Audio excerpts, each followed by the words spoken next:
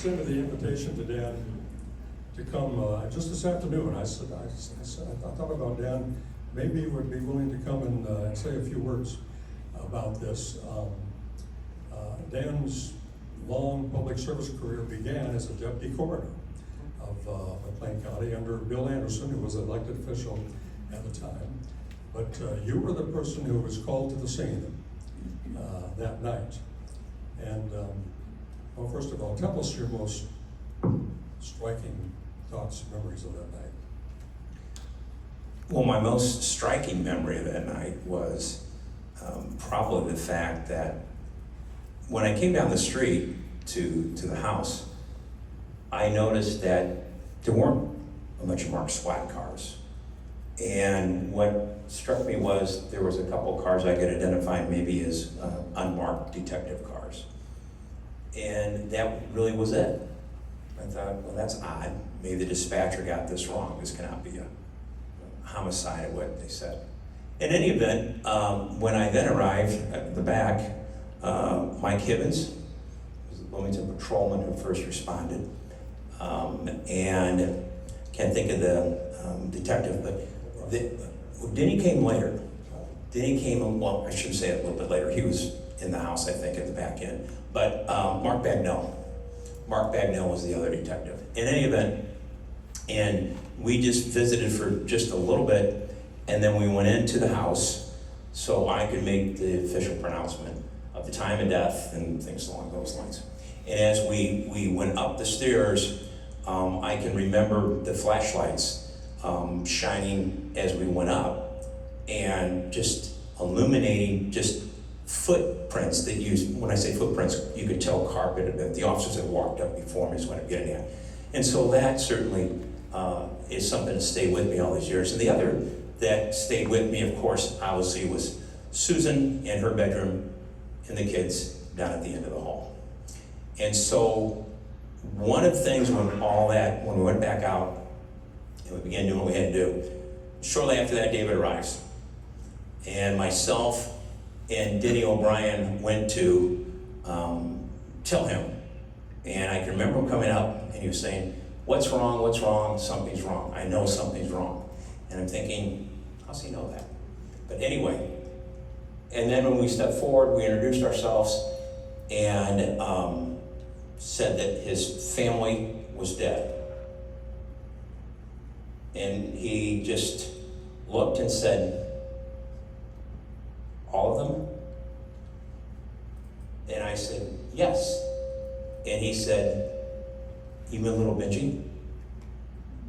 And I said, yes. And little Benji got it the worst. He tried to either awoke or he tried to fight back. And I thought, you've just been told your entire family's dead.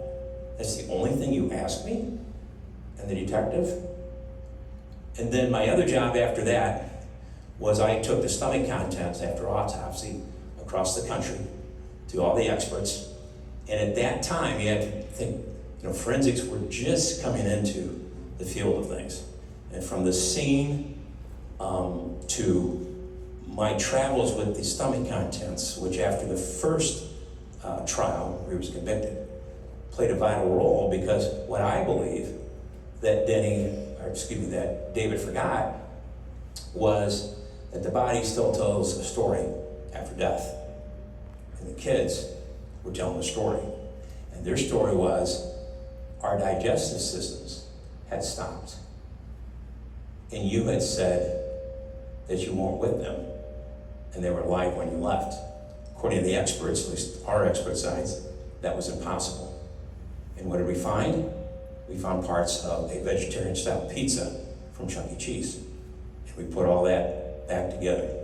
And the other thing I always had trouble with was how someone comes into 313 Carl Drive, doesn't break into a house, finds a 36-inch long-handled axe in the garage, takes the butcher knife from where in the kitchen it was located, goes up to the bedroom, kills 4 people, leaves the axe and the butcher knife at the end of the bed,